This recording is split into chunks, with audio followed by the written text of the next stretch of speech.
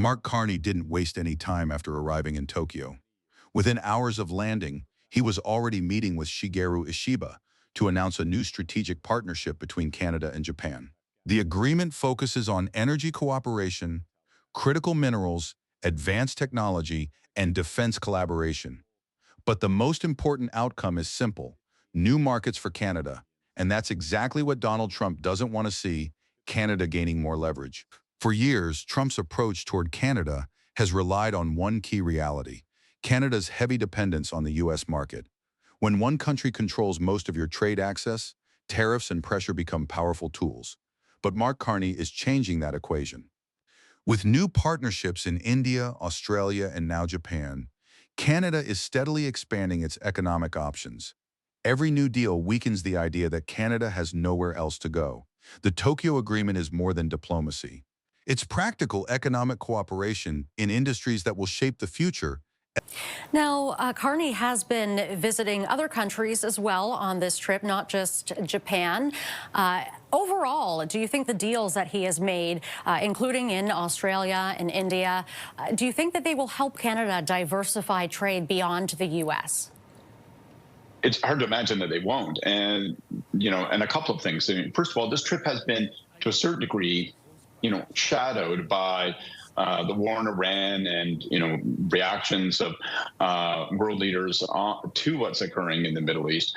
But that has served to somewhat pale the focus we've attached to these deals. But again, you look at them, particularly LNG projects, critical minerals, semiconductor development, artificial intelligence, and clean energy technologies.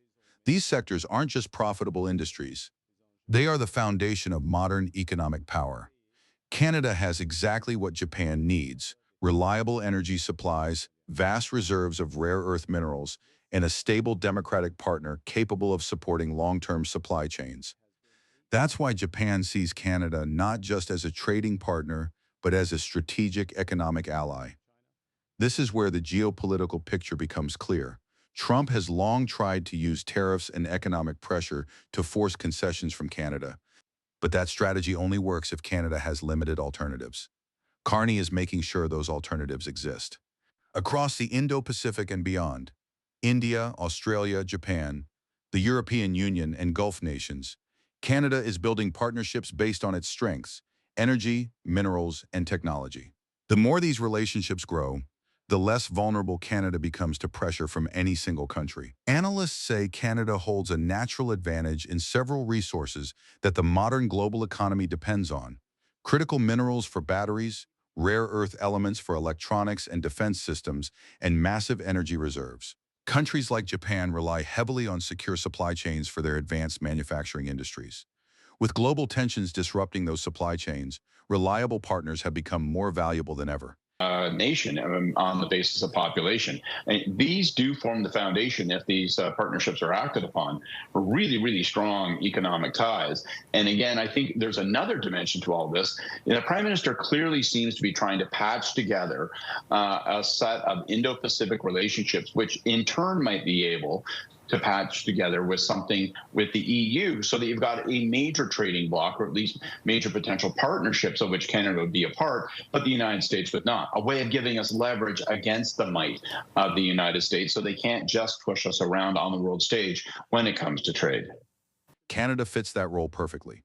Strong institutions, enormous natural resources, and a reputation for stability make it an attractive long-term partner for countries looking to secure their economic future.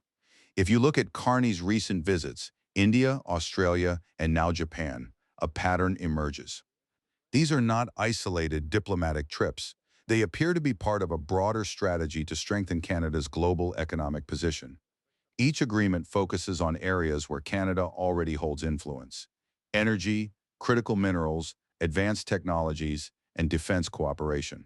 Together, these partnerships could form the foundation of a wider economic network connecting the Indo-Pacific with Europe. That doesn't mean replacing Canada's relationship with the United States, but it does mean balancing it, giving Canada far greater negotiating power in the years ahead. And in today's competitive global economy, that kind of balance can make all the difference. In just a few weeks, the pattern is clear.